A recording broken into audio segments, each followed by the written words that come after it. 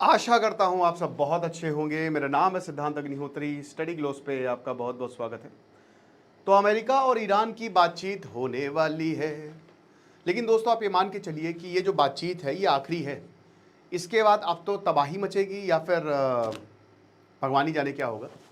दो ही सिनारियो, या तो टॉक सक्सीड होगी या तो नहीं होगी। टॉक सक्सीड होने के चांसेस ज़्यादा हैं। 11-12 अप्रैल को टॉक्स फेल हो गई थी। अब अब्बास अराक्ची जो कि इस समय मेन लीडर हैं, क्योंकि देखिए अमेरिका का मीडिया गजब इंफॉर्मेशन वॉरफेयर फैला रहा है। मुताबा खामेनी मर गए हैं, उनका पैर उड़ गया है, घायल हैं। और गबलीहाफ जो कि ईरान के अगले लीडर हैं, गबलीहाफ जो है उन्होंने इस्तीफा दे दिया है, बट ईरान ने इसका खंडन किया है। बट यहाँ पे सीधा अराक्ची ने ये बोला है कि हम डायरेक्ट नेगोशिएशन में पार्ट नहीं लेंगे। अब दोस्तों ये बहुत बड़ी स्टेटमेंट है। आप एक बात बताइए, अभी आसिम मुनीर जो है उसने डेलीगेशन को दिखाया कि ये देखो हमारे पास डेलीगेशन आ गया है। अब अगर मान लीजिए कि बातचीत नहीं हो रही है, डायरेक्ट बातचीत नहीं हो रही, तो फिर क्या बातचीत किस काम की? तो पहले से ही ऐसा इंडिकेशन दे दिया कि शायद टॉक सक्सेसफुल ना हो। बात करेंगे इस पर। बट भाई परसों से क्लासेस शुरू हो रही है एआई वीडियो क्रिएशन की। फटाक से कोर्स को अवेल करो। सर्टिफिकेशन कोर्स है, डिस्क्रिप्शन कमेंट बॉक्स में लिंक है। कुछ एआई की डेमो वीडियोस भी हमने डाले हैं, अच्छा खासा पैसा कमा सकते हो। तो देर मत करो, कल टेलीग्राम ग्रुप भी बन जाएगा। तो अब क्या है ना कि यहां सीधा सीधा बोला है अब्बास अराक्ची ने कि हम डायरेक्ट नेगोशिएशन में पार्ट नहीं लेंगे। देखिए, Jared Kushner, Steve Witkoff Pakistan शायद आए, जेडी वैंस वाशिंगटन से ही जो है वो बातचीत देखेंगे। अमेरिका डेलीगेशन से ये आ रहा है। ईरान का डेलीगेशन पहुंच गया। आसिम मुनी ने फोटो खिंचवाई बढ़िया सी, अच्छे से, कि देखो देखो हमारे दोस्त आ गए हैं। पूरा शहर जो है इस्लामाबाद लॉकडाउन में है इस समय, ठीक है। लेकिन प्रॉब्लम क्या है? प्रॉब्लम ये है कि ईरान ने यही बोला है कि देखिए आप पाकिस्तान को मिडिलमैन बनाइए, पाकिस्तान को मिडिलमैन बना के हम ये काम कर सकते हैं। अब एक बात बताइए, पाकिस्तान मिडिलमैन है, वही पोस्ट ऑफिस का काम कर रहा है, वो पोस्टमैन का काम कर रहा है। बट भाई डायरेक्ट टॉक्स क्यों नहीं हो रही है? क्योंकि सबसे पहली बात, नेवल ब्लॉकेड, जो अमेरिका ने नेवल ब्लॉकेड लगाया है ना, ईरान कह रहा है कि आप पहले इसको रिवर्स करिए, आप इसको हटाइए। देखिए ये गजब स्ट्रैटेजी रही है अमेरिका की। अमेरिका ने बोला कि हम ही नेवल ऊनो रिवर्स कर दिया, हम ही नेवल ब्लॉकेड लगा देते हैं ना। अगर हमको तेल नहीं मिलेगा तो किसी को भी हम तेल नहीं देंगे। तो इसीलिए ईरान का दिमाग खराब हो गया। ईरान ने बोला कि भाई हमने तो कुछ किया ही नहीं, हम तो बातचीत करने को तैयार ही थे। बातचीत दो मुद्दों पे रुकी है। देखिए अमेरिका कह रहा है कि तुम अपना यूरेनियम हमको दे दो, सारा यूरेनियम। अरे भाई तो किसी तीसरे देश को दे दो ना। अगर इतना ही है तो किसी तीसरे देश को दे दो, यूरोप में कोई रख ले। वैसे भी यूरोप जो है वो ईरान के फेवर ही में है, क्योंकि सबकी बैंड बजने वाली है। भाई मैंने सिलेंडर जो है 10 दिनों के अभी तक आया नहीं, तो सिलेंडर क्राइसिस रियल है। लखनऊ के सबसे मतलब one of the posh area की मैं बात कर रहा हूँ। तो यहाँ भाई मान के चलिए कि अमेरिका और ईरान की जो वॉर है वो इस टॉक्स पर ही निर्भर करती है। उधर लेबनान में बोल दिया है इसराइल से टॉक्स मीनिंगलेस है, कोई मतलब नहीं है। वहां पे ऑलरेडी 2,500 मौतें लेबनान में हो चुकी हैं। ऑलरेडी देश जो है इसराइल आपस में भिड़े हुए हैं। और बेंजामिन नेतन्याहू बोल रहे कि मेरे तो प्रोस्टेट कैंसर है। क्या करें बताओ? प्रोस्टेट कैंसर क्या इलाज मैंने करवाया है, तो वो अब कहीं और जूझ रहे हैं। लेकिन इधर ईरान ने साफ साफ बोल दिया है कि भाई देखो हम अब यूरेनियम अपना नहीं देंगे। और अब स्ट्रेट ऑफ हॉर्मुज पर बात है कि स्ट्रेट ऑफ हॉर्मुज पर कंट्रोल किसका है। पहले तो अमेरिका का था भी नहीं, जबरदस्ती ये मुद्दा ले आए। डोनाल्ड ट्रंप को पता है कि देखिए यहां पे ये बहुत स्ट्रैटेजिकली खेलेगा वो आदमी, ठीक है, और बहुत सारे पत्ते फेंकेगा। इसमें मेन पहले तो लिस्ट ऑफ डिमांड्स थी अमेरिका की तरफ से, ईरान की तरफ से। ईरान की तरफ से तो 20 डिमांड्स थी, बट फाइनली वो डिमांड न्यूक्लियर पे आके रुक गई है और स्ट्रेट ऑफ हॉर्मुज पे आके रुक गई है। पूरी दुनिया इस समय तबाही देख रही है दोस्तों। गल्फ का बिजनेस ठप पड़ चुका है। हर दिन अरबों डॉलर रुपए का लॉस। अरबों डॉलर मतलब अरबों डॉलर रुपए क्या होता है? अरबों डॉलर का लॉस हर दिन। सब कुछ बंद है। इसको शुरू करने में ही दोस्तों, अगर आज मान लीजिए टॉक सफल होती हैं तो ये मान के चलिए 3-4 महीना लगेगा। जो भी प्लांट्स बंद हो गए हैं, जो भी कंपनीज को नुकसान हुआ है ना, उसकी भरपाई बड़ी मुश्किल होगी। अभी सुप्रीम कोर्ट ने जो डिसीजन दिया था अमेरिका में, वो पैसे तो अमेरिका वापस कर ही रहा है टैरिफ के, लेकिन ये पैसों का क्या होगा? तो भाई ये जो टॉक्स है ना, ये अब डिसाइड कर देंगे। और ये आखिरी है, ये मान के चलिए ये आखिरी बातचीत ईरान और अमेरिका के बीच में होने वाली है। बट डायरेक्टली अगर आप देखिए, अमेरिका प्रेशर बना रहा है कि आप डायरेक्टली बैठो, आप हमारे सामने बैठो, आपके सामने बैठ के हम बात करेंगे। वह है ना, खूब जमेगा रंग जब मिल बैठेंगे तीन यार, तो बैठिए हम साथ साथ हैं।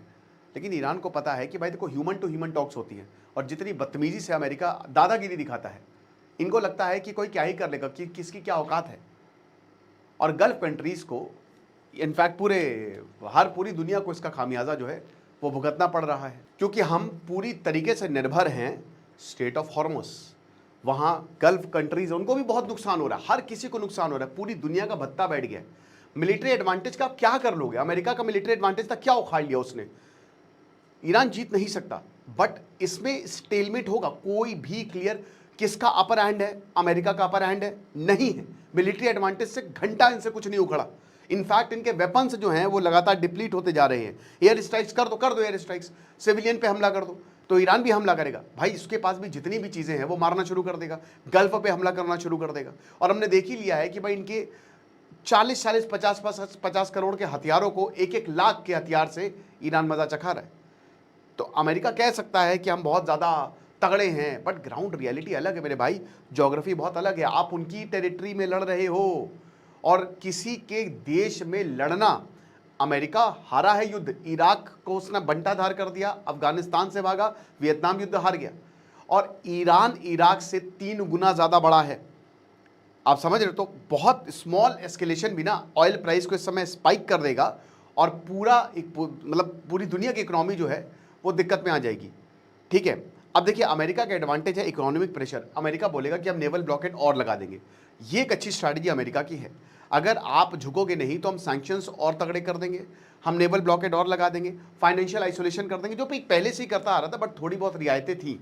भारत चाबहार पे है ना, भारत चाबहार पे बिजनेस कर रहा था, रशिया चाइना बिजनेस कर रहा था, इससे और दिक्कत हो जाएगी। बट ईरान को पता है कि सैंक्शन से सर्वाइव कैसे करना है, उसने स्ट्रैटेजी बना के रखी हुई है। वो ब्लैक मार्केट से तेल बेचता है, कोई प्रॉब्लम नहीं है, वो ड्रग्स बेचता है, उसकी इकोनॉमी चल रही है। आईआरजीसी, भाई आसिम मुनीर और आईआरजीसी के इतने बढ़िया रिश्ते हैं, रेड फ्लैग भैया का लाल झंडा, लाल सलाम। यहाँ इनकी जो थिंक टैंक्स हैं अमेरिका के बोला कि आसिम मुनीर पर इतना भरोसा मत करो, दिक्कत गेम बजा देगा तुम्हारा। तो यही चीज़ है। अब दोस्तों सबसे बड़ी बात यह है कि अगर फुल स्केल वॉर होता है तो क्या हो सकता है। देखिए फुल स्केल वॉर में शुरुआत के 3 महीने तो भयंकर बमबारी अमेरिका करेगा, इनके सिविलियन इंफ्रास्ट्रक्चर को उड़ा देगा, मिलिट्री बेसिस को उड़ा देगा, न्यूक्लियर फैसिलिटीज़ को ले डूबेगा। ईरान भी बैलिस्टिक मिसाइल जो भी ईरान के पास है सब कुछ वो यूज़ करेगा। रशिया चाइना भी इसमें मदद कर सकता है। बट सबसे बड़ी बात स्टेट ऑफ हॉर्मुज का गेम है, सी माइंस बिछा देगा ये। नेवल ब्लॉकेट लगाओगे ना, आ जाओ बेटा, जरा थोड़ा सा आगे बढ़ के देखो, सी माइंस हो गया, फास्ट अटैक बोट्स जो कि इस समय ईरान, मॉस्किटो फ्लीट जो ईरान की है, और ये जो सी ड्रोन्स हैं ये ईरान की ताकत बन गए हैं। ये छोटी छोटी बोट से बहुत तबाही करेगा, और उसके बाद अमेरिका पर प्रेशर बनेगा और ग्लोबल शॉक आएगा। पेट्रोल डीजल के प्राइस, अरे प्राइस बढ़ जाए, अवेलेबिलिटी तो हो, प्राइस का तो चलो झेल भी लेंगे, लेकिन अवेलेबिलिटी मिलेगा ही नहीं तो क्या करोगे? सभी व्हीकल खरीदेंगे, ऐसा लग रहा है। इन्फ्लेशन बढ़ेगा, रिसेशन का रिस्क बढ़ेगा, पूरी दुनिया के स्टॉक मार्केट क्रैश हो सकते हैं। एयर वॉर डोमिनेंस और ग्राउंड रियलिटी बिल्कुल अलग है। आपको ग्राउंड इन्वेजन करना ही पड़ेगा, और अमेरिका की सेना तैयार है, अमेरिका ने अपनी सेना तैयार करके रखी हुई है। बहुत सारे जवान वो बोल रहे हैं कि आप चलिए हमको हरी झंडी दे दीजिए, लेकिन ग्राउंड रियलिटी कोसों दूर है दोस्तों। मैंने क्या बताया कि ईरान इराक से 3 गुना ज़्यादा बड़ा है, लेने के देने पड़ जाएंगे, बहुत सारे बॉडी बैग्स वापस आने वाले हैं। और अगर मान लीजिए कि ये टॉक्स सक्सीड हो जाती हैं तो भाई जाहिर सी बात है ये वॉर, देखिए अगर फुल स्केल वॉर ही तो कोई नहीं जीतेगा। हो सकता है 4-5 महीने में आपको लगे कि अमेरिका जीत रहा है और तब तक मिड टर्म इलेक्शन आ जाएंगे, बट उसके बाद आपको ये पता चलेगा कि एक्चुअली में कोई भी नहीं जीत रहा है। ईरान ने भी तबाही मचा दी है और अमेरिका को औकात दिखा दी है। अब अगर डील हो गई, ठीक है, और ऐसा लग रहा है कि डील हो जाएगी, क्योंकि ईरान बहुत रिलेक्टेंट था, बट वो गया है बातचीत करने, तो इट लुक्स लाइक, मैं अगर बेट लूँ तो 70-30 चांसेस है। 70% डील होने के चांसेस हैं, 30% डील नहीं होने के चांसेस हैं। तो फिर जाहिर सी बात है कि जो कोर एलिमेंट्स हैं ईरान उन पे एग्री करेगा। ईरान जो है वो कुछ जो न्यूक्लियर प्रोग्राम के पार्ट्स हैं उनको फ्रीज कर देगा कि चलिए आप इतना बोल रहे हैं कि अभी हम आपका मंशा देखेंगे, आपकी इंटेंशन देखेंगे, तब तक हम अपने न्यूक्लियर प्रोग्राम को एज इट इज रखते हैं, स्टेटस को मेंटेन हो जाएगा। अमेरिका सैंक्शंस भी ईज कर देगा कि आपको हम थोड़ा पैसा भी दे देंगे, आपकी इकोनॉमी भी आगे बढ़ेगी। आपको यही तो चाहिए, और आपको चाहिए क्या? स्ट्रेट ऑफ हॉर्मुज पर डी एस्केलेशन हो सकता है, अमेरिका अपने नेवल जो है वो बैकआउट कर सकता है। फिर ईरान भी कह रहा है कि चलो हम भी अपने जो प्रॉब्लम्स हैं उन सबको साइड में रख के स्ट्रेट ऑफ हॉर्मुज को खोल देंगे। इमीडिएट इम्पैक्ट ये होगा कि स्टॉक मार्केट ऊपर जाएगा, ऑयल प्राइसेस स्टेबलाइज होंगे, मिलिट्री टेंशन जो है वो नीचे जाएगी, डिप्लोमेटिक रिसेंट जो है वो बिगेन होगा। अब ये एक बहुत बड़ी बात भी हो सकती है क्योंकि 1979 के बाद अमेरिका की ईरान में एम्बेसी है ही नहीं, और हो सकता है कि इसके बाद अमेरिका और ईरान के एक नए रिश्ते की शुरुआत हो जाए। अब जाहिर सी बात है इसमें पाकिस्तान का एडवांटेज होगा, क्योंकि अगर ये टॉक सक्सीड हो जाती है तो पाकिस्तान बोलेगा कि देखो हमने तो, और वो इस चीज़ को भारत के खिलाफ यूज़ कर सकता है, याद रखिएगा। पाकिस्तान की कोई भी चाल भारत के खिलाफ यूज़ होगी। बहुत क्रूशियल टाइमिंग है। इमरान खान अब गए तब गए, और अगर भाई ये टॉक सक्सीड हो जाती है तो पाकिस्तान का इंफॉर्मेशन वॉरफेयर तगड़ा है, ठीक है। तो ये चीज़ें हैं। मीडियम टर्म में ये है कि ईरान की इकनॉमी रिकवर करना शुरू हो जाएगी। अगले 2-3 साल हो सकता है कि बहुत अच्छे रहे, और डोनाल्ड ट्रंप इतना बुरा ना हारे मिड टर्म इलेक्शन में जितना ऐसा लग रहा है। तो अमेरिका अपने गोल को भी हो सकता है अचीव कर ले आगे जाके, कि जब ट्रस्ट बन जाए तो हो सकता है कि ईरान अपने न्यूक्लियर प्रोग्राम को छोड़ ही दे, बट मुझे नहीं लगता कि ऐसा होगा। तो देखते हैं आगे क्या होता है।